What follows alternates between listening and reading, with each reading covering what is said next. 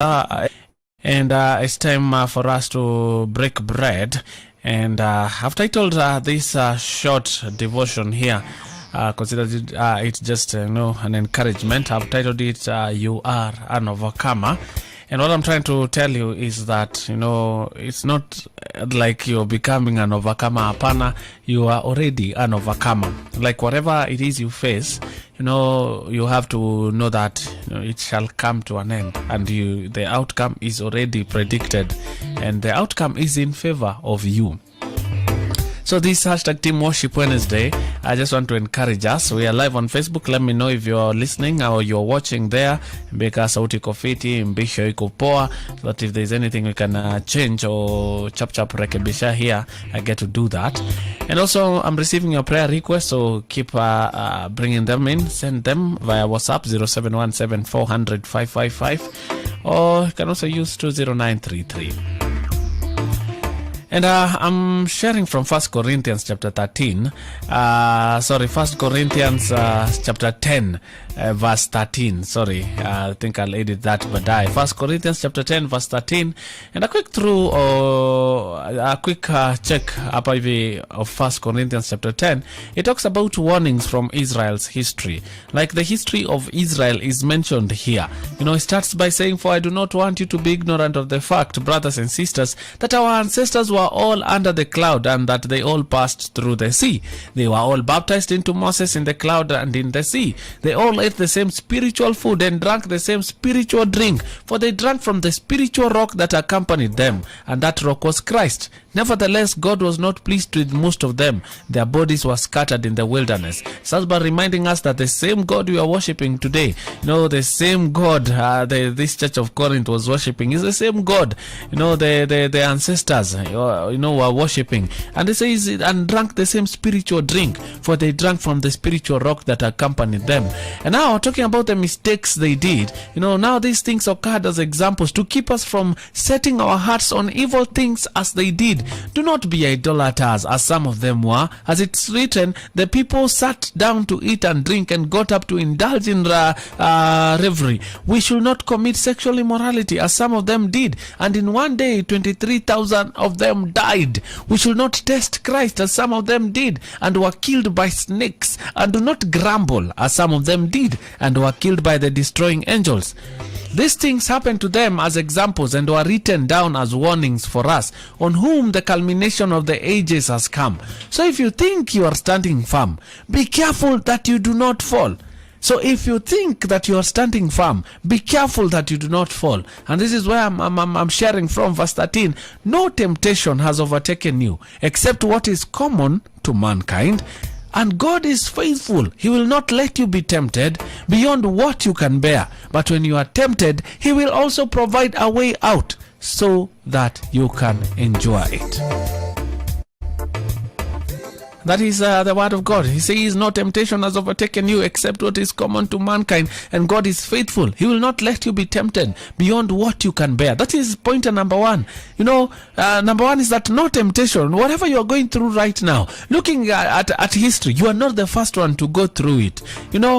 But the word of God says, it's common to mankind. It is for us as mankind. And God is faithful. So don't think like whatever you're going through, whatever hardship you are in right now,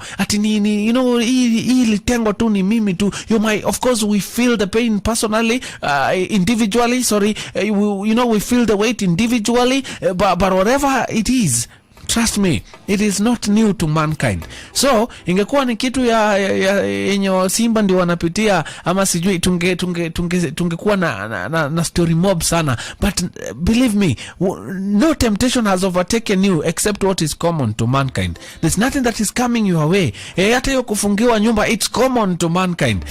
Nasema about that hardship. That place you are in right now, should I toa hongo or not? It's common to mankind. Should I give a piece of me to get this particular thing? It is common to mankind. And the word of God says it is no temptation has overtaken you. So be encouraged that God is faithful. He will do two things. He will not let you be tempted. And I love this, and this is the desire for all of us, that God keep us from temptations beyond what you can bear. So he will not allow a temptation that can overwhelm you, that can bring you down, to come your way. No. He says he's faithful. He will not let you be tempted beyond what you can bear. So whatever it is, again, as a believer, you are going through right now, trust me, it is coming to you as an individual because you can bear. Nasemanga hii ni battle imekuja kwangu kwa sababu mimi tu ndio naweza win hii battle.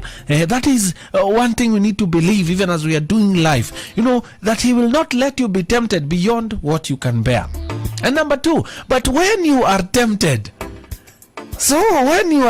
he will also provide a way out so that you can endure it. At times when you're talking about a way out, tunafikiria God provide a way out, so ka ulikuwa uende left, unaona kamwanya kametokea mahali, kakichochoro unapitia, unatokea ile side ingine. He is able to do that. But look at this, even strength to endure it is a way out. He will also provide a way out so that you can endure it.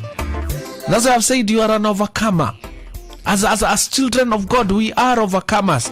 That whatever we face, number 1, it's not new to mankind. Number 2, it is not beyond what you and I can bear. And number 3, God has already provided a way in that situation so that you and I can endure it. And I pray that we'll have strength to endure whatever places we are in. Because at the end of it all, then we see God clearly. Tunaona yenyewe Mungu alikuwa na sisi. Wakati mwingine ukikuwa kwa gumu fulani, not even wakati mwingi ukiwa kwa gumu fulani, it doesn't make sense. Inakaa ni kama nimesahaulika, nini. But then ukikuwa faithful, and when you're faithful, it doesn't mean that you're not feeling all these things. Si ati au feel kumeharibika, au feel kama kesho kuna venye nyumba itafungwa, ama mtoto school fees, ama nini na nini. But when unaangalia wakati shule zimefungwa na maybe haukuwa na deni ama hauna deni as we speak, you can say indeed he gave me he provided a way out. I enjoyed it. So you are an overcomer, my brother and my sister tuned in right now. Hakuna ambalo tunapitia ama tutapitia that there is no way out. That encourages me. I was talking to a group of teenagers on Friday in a camp, and we were talking about drugs and addiction, and I thought of quoting that verse, because I told them we are talking about drugs here, and I told them the effect of drugs, shared my journey, and but I assured them, if I stand here today, and not only in an issue of drug or anything else, whatever life brings, you have to believe that hakuna kitu mimi kama Mkristo ambayo inanikujia sina uwezo wa overcome. God cannot allow something that you cannot be able to bear. Hapana. So I can personalize it as your journey, but I can assure you it's going to be your victory. You are an overcomer. So maybe you are giving up today. Can you be encouraged that there's nothing that our God is not aware of? Hajakusahau. As a matter of fact, ni a few days, a few months, whatever time it will take, you be faithful and you look back and you'll say, Karis, mimi ni overcomer. We're not just overcomers when we are winning. We are overcomers even in how we are facing issues. May God protect us from temptations. And if they come, may we be reminded that indeed He will not let you be tempted beyond what you can bear. If it comes, He will also provide a way out so that you can endure. And all the overcomers in the house say what? Amen.